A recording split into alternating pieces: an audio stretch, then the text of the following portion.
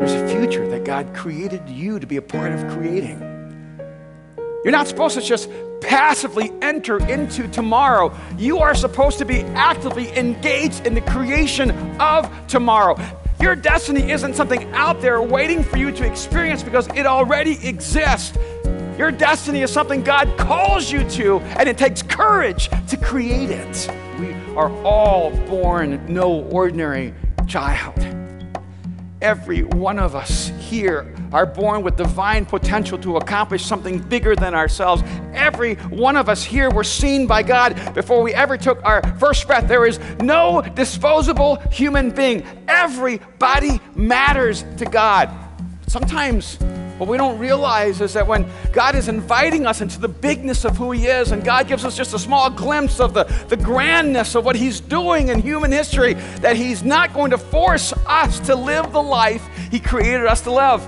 And the challenge, of course, is that if you start listening, if you listen carefully to what He's saying to you, it will terrify you. And you'll wonder if He's talking to the right person. You'll wonder if He has confused you with someone else. And He hasn't. You've confused yourself with someone less than who you are.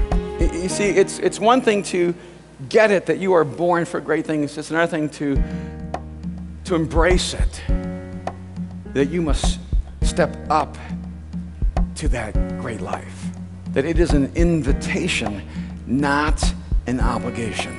At the same time, you have to accept that there are some things that God will do for you because you cannot do them for yourself, but there are some things God will not do for you because He created you to do them. See, here's what God wants to try to convince us of. The life He has for you is bigger than what you can dream by yourself. That when you enter a relationship with God through Jesus Christ, He begins to expand your capacity.